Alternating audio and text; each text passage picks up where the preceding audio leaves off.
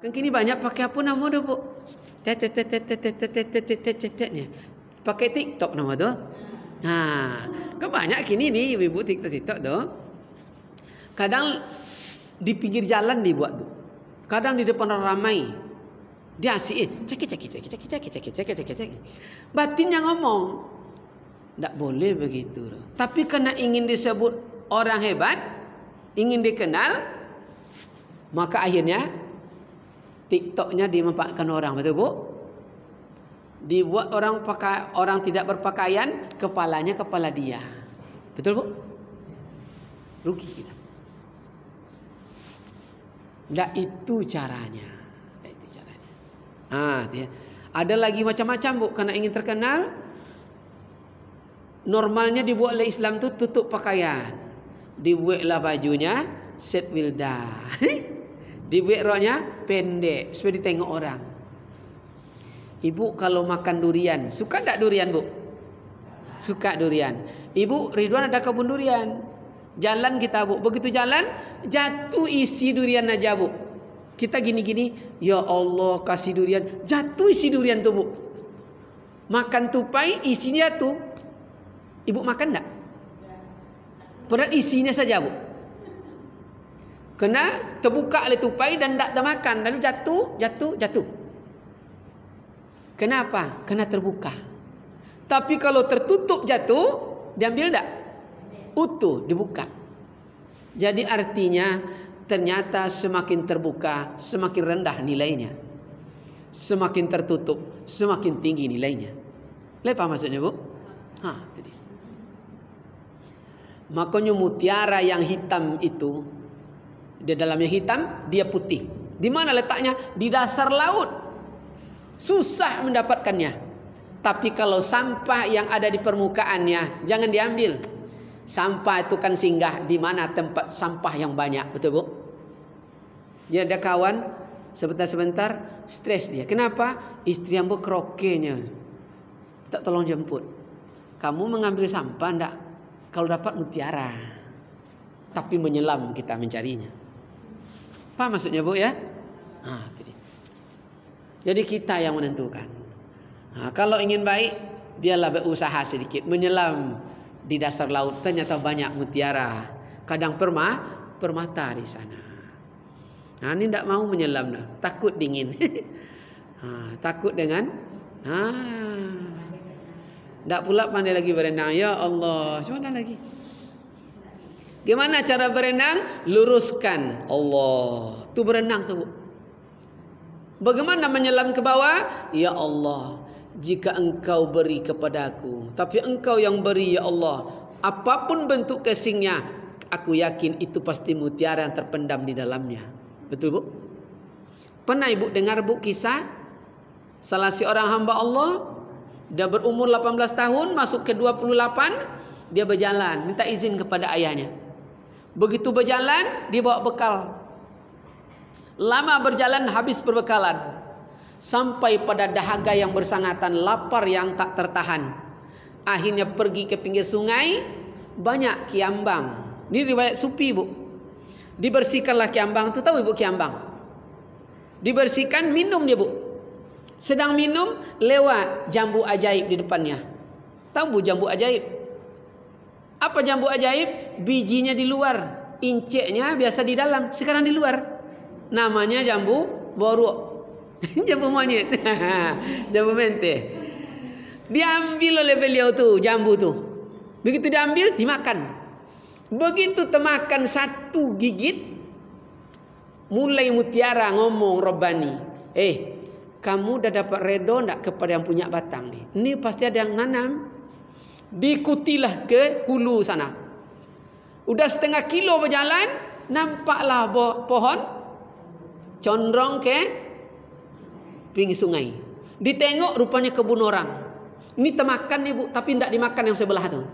Dibawa, diketok pintu, dibuka pintu. Assalamualaikum, dibuka waalaikumsalam. Keluar Pak tua di dalam tu. Ini kisah Sufi. Lalu apa kata pemuda tadi? Wahai bapakku, mohon redokan hamba. Hamba telah memakan.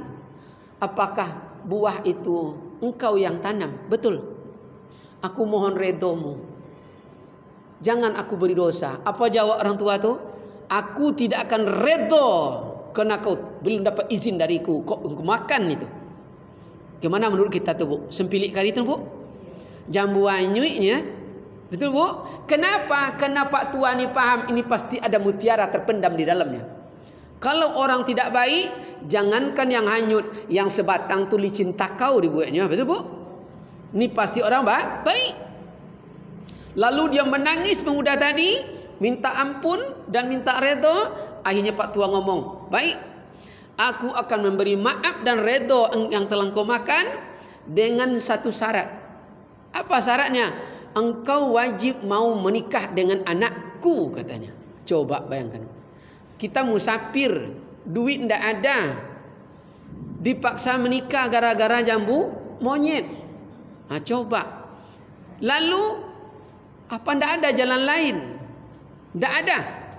Akhirnya bermohon kerana ndak ada, terpaksa diterima, Bu. Sebegitu diterima, apa kata Pak Tua tu? Kamu paham ndak? Orang yang akan kunikahi dengan kamu itu, dia ganteng, Bu. Ganteng, Bu, ganteng pada Bang Yose le. Tapi lebih ganteng Yose sikit. Apa katanya? Anakku itu matanya buta, tangannya pontong, kepalanya botak. Coba, Bu, gara-gara jambu monyet dapat wanita seperti itu. Tapi karena dia ingin dapat redha Allah SWT, dia redha, Bu. Orang dulu nikah, Bu, pas pada tanggal ditetapkan. Lalu apa maharnya? Wahai bapakku, saya tidak punya duit, saya musafir, ini tas sudah kosong. Maharnya engkau adalah mencangkul tanah ladang ini selama 3 tahun. Terperangkap gara-gara jambu monyet. Begitu akad nikah malam itu dipanggil, wahai Nazaruddin Zangki, kunikahkan engkau dengan buah hatiku bernama Siti Cinceremen. Dengan mas kawin mencangkul selama 3 tahun mulai besok pagi tunai. Diterima. Malam pengantin dipanggil, wahai Nazaruddin Zangki, itu ada bidadarimu di dalam kamar. Sekarang udah reda jadi istrimu. Temuilah bidadarimu itu di kamarnya. Coba bayangkan, Bu, malam pengantin tu semakin melangkah ke kamar, rasa putus dari jantung, Bu. Betul tak? Melangkah kepala botak, melangkah mata buto, melangkah tangan pontong. Gara-gara jambu monyet. Begitu dibuka pintu, Bu, buka tabir, nampak wanita cantik yang luar biasa, menangis dan tersungkur berlari di depan mertuanya. Kenapa dia menangis? Wahai ayanda, hamba mohon maaf, hamba salah kamar. Takut terbayang, Bu, gara-gara jambu monyet nikah dengan ni, masuk gambar bidadari cantik, di dalam ada wanita cantik. Tentu apa kata orang tua itu? Wahai anakku, itu benar bidadarimu. Yang ku bilang dia matanya buta, matanya tak pernah melihat di alam ini kecuali Al-Quran, wahai anakku. Yang ku bilang kepalanya botak, dia tak pernah keluar rumah kecuali tertutup auratnya sepanjang masa. Yang ku bilang tangan yang pontong, dia tidak pernah menyentuh di bumi ini kecuali yang halal dan telah redha Allah Subhanahu wa taala. Dia adalah bidadarimu. Maka judulnya apa, Bu? Sengsara membawa nikmat. Itulah. Itulah wal mukminin mukminat qanitin, laki-laki soleh tidak ada jodoh kecuali wanita soleh. Jadi ibu, kalau kita bercita-cita dapat menantu yang soleha, solehkan saja anak kita. Kalau kita ingin dapat lelaki yang soleh, solehakan anak kita. Itulah cara. Allah tu adil. Tak pernah baut 9 cocok dengan mur 7. Tak pernah mur 12 cocok dengan baut 11. Longgar. Tak pernah salah alamat. Yang salah alamat tu Ai Tinting dalam nyanyiannya. Betul, Bu? Tak pernah. Jadi rezeki kita tidak akan pindah ke rezeki sebelah. Kena iman ni lemah. Terjadi khianat mengkhianati, Bu. Di sana dikotori, di sini berita. Kenapa? Kena iman tidak sempurna pada Allah SWT. Maka manusia jadi binasa. Binasa bertetangga, binasa berumah tangga, binasa bercita-cita. Lemah iman pada Allah SWT. Ya Mak Dayan. Rasa-rasa di sini sindirlah awak kena ni mak ini kaji ni. Dia lurus saja kaji ni bunda. Ada yang ragu bunda. Ya Mak Dayan. Kalau mau nak je mah. Lanjut. Lanjut ya.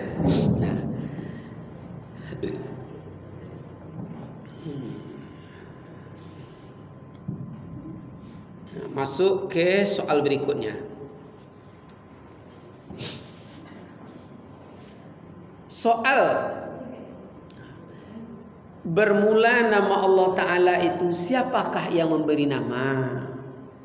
Itu soalnya Bu. Pernah tak ditanya di cucu kita Bu, siapa yang kasih nama Allah tu? Apakah presiden gitu ya? Atau Pak Wali Kota ya? Siapa yang beri nama dia? Jawab, bermula nama Allah Ta'ala itu ialah Allah itu sendiri yang memberi nama akan dirinya. Selain Allah, seluruh alam tidak mampu memberi nama atas dirinya. Inilah disebut Allah itu Al-Ghani, Maha Kaya, Maha Sempurna. Betul tak Bu? Ini apa namanya Bu? Apa nama ini? Air minum. Siapa yang kasih nama air minum? Apakah dia? Kita yang kasih nama. Betul tak Bu? Kalau bilang dari kecil ini namanya jengkol, maka orang panggil Iko jengkol. Betul tak? Jadi jengkol itu tidak nyian kasih nama Bu. Itu kita yang kasih nama jengkol. Maka jengkol di danau tidak jengkol namanya Bu, joyong.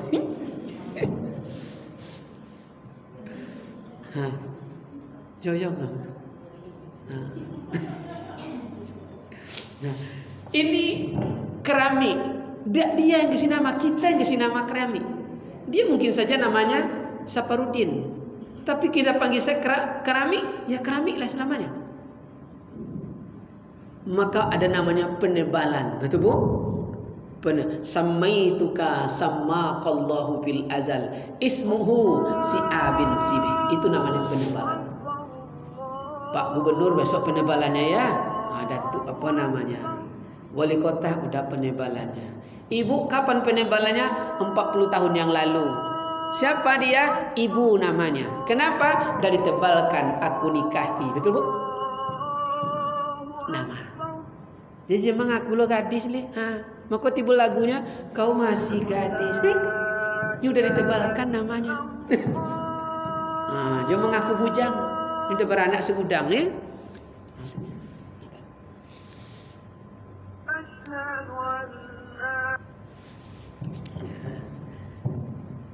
Jadi Allah sendiri yang memberi nama akan diri. Selain Allah tidak ada yang sanggup.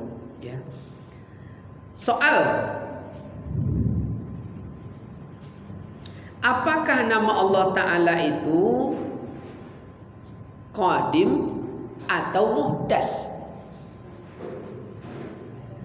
Qadim atau Muhdas? Apa tuh Qadim? Qadim itu tetap selamanya.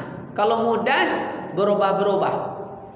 Jawab, bermula nama Allah Ta'ala itu adalah Qadim, bukan Muhdas. Jadi selain nama Allah itu Muhdas, tidak ada yang Qadim. Betul tak Bu? Coba kita ambil namanya Abang Yose dulu. Sewaktu di dalam rahim namanya tidak Yose, betul tak? Siapa namanya? Janin. Betul?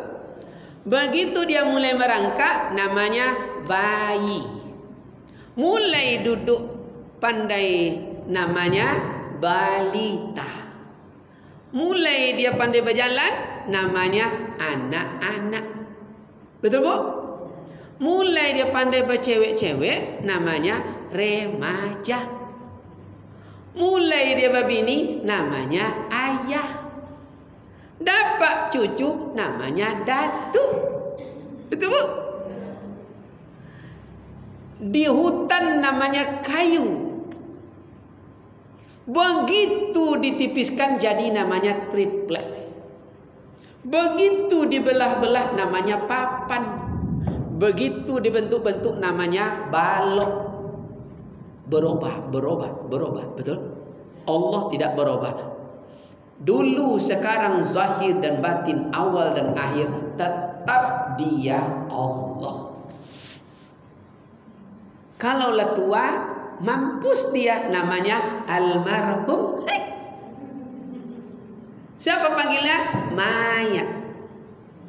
Tidak ada cinta sejati kecuali amal saleh, betul?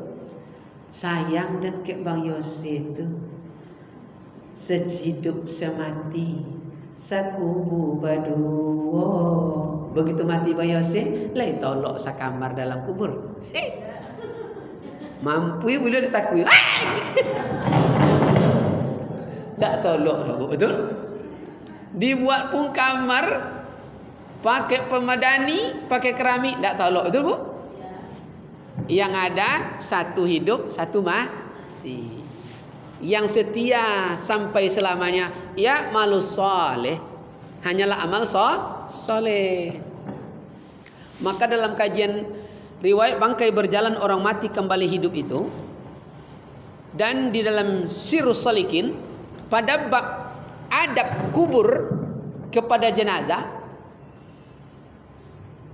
al-qais man dana nafsahu amila lima ba'dal maut wal ahmaq man ittaba'a hawa wa tamanna 'ala Allah. Orang yang cerdas itu adalah yang mampu menundukkan hawa nafsu pada perbuatan baik. Mampu menundukkan hawa nafsu pada perbuatan baik. Orang yang kurang akal itu adalah man ittaba'a hawa wa tamanna 'ala Allah. Dia selalu mengikuti hawa nafsu, angan-angan kosong pada Allah Subhanahu wa taala. Lalu tadi yang cerdas mampu menundukkan hawa nafsu pada perbuatan baik dan yang akan berguna setelah matinya. Maka nanti begitu 7 langkah manusia terakhir meninggalkan kuburan kita setelah dikubur, itu ya'malus soleh itu berwujud seperti manusia. Wujud solat berwujud seperti manusia, puasa berwujud seperti manusia, sedekah seperti manusia, macam-macam Bu amal kita. Ada yang bawa makanan, ada yang bawa lampu lentera, banyak. Kena banyak perbuatan baik. Lalu dia berkata kepada tubuh, wahai Tuhan, akulah amal solehmu semasa di dunia. Aku bawa makanan-makanan enak ini karena engkau hampir setiap hari bersedekah. Baik sedekah zahir nih. Makanya ada Bu kalau sampai lepet ini, begitu kita ada acara, ada yang bawa bakwan 5 buah, betul Bu? Ada yang bawa kue bolu setengah. Ada yang bawa gula-gula cucu 4 buah, gitu Bu. Ada yang bawa sate 3 piring. Kena dia. Ada yang sedekah tingkat batin. Gimana sedekah tingkat batin? Zikir malam sampai 70.000. Lalu berniat dalam hati, ya Allah, kalau benar zikir yang kubuat malam ini, ya Allah, nilai ibadah di hadapanmu kuhadiahkan semuanya kepada orang yang pernah akan berniat jahat dan yang telah berlaku jahat pada diriku, pada hartaku, dan pada keluarga besarku. Ku beri dia pahalanya, ampuni dosanya. Itulah sedekah tingkat tinggi. Maka dia berwujud. Tapi yang tidak ada amal soleh, dia mengikuti hawa nafsu, dia tetap berwujud seperti manusia, amal-amal jahat tadi. Mungkin dia pernah menipu orang, mungkin pernah berdusta, mungkin pernah mencibir kawan, atau pernah tidak adil. Bagaimana tidak adil Bu? Kalau kita pergi pesta, wangi, baju digosok, pakai Mirabella, kadang pakai Hanasui, kadang pakai Latulip, gitu Bu. Begitu masuk kamar menemani suami, lompek malam baju daster tu, nyoba polu lolok, lah batuk-batuk laki tu, itu tidak adil. Maka besok berbangkitlah amal soleh tu, tapi dia matanya tidak ada, bolong. Tubuhnya penuh kudis dalam riwayat. Lalu tidak ada lampu, benanah, berair, busuk tak tertahan. Semakin takut kita, semakin dirangkulnya.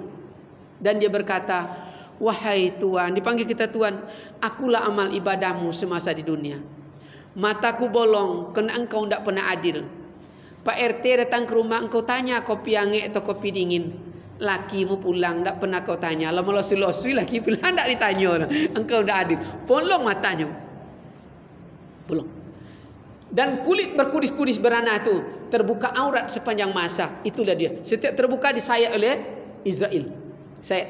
Maka begitu bangkit dia, itu berkudis dia. Itulah wal ahmak, yang kurang akal, dia mengikuti hawa nafsu, angan-angan kosong pada Allah SWT. Kenapa ini terjadi? Kerana tidak kenal kepada Allah. Pasti saat dia buka aurat, Rabbani ngomong, kenapa kamu begitu? Kamu dah dapat anak, tak boleh rok pendek. Pasti bu ya. Dia ngomong Rabbani. Apa gitu? Masuk asar bunda? Udah ya. Mungkin sampai situ aja dulu bunda ya. Nampaknya nak hujan loh kayak lagi nih bunda. Mudah-mudahan apa yang kita telahani Allah redha kepada kita, dan suatu hari ya kalau bisa yang bunda usul tadi kita coba juga bunda ya. Yang penting bunda mau dan sehat selalu. Terima kasih atas segala perhatian, maaf segala kekurangan. Billahi fisabilil haq. Assalamualaikum warahmatullahi wabarakatuh.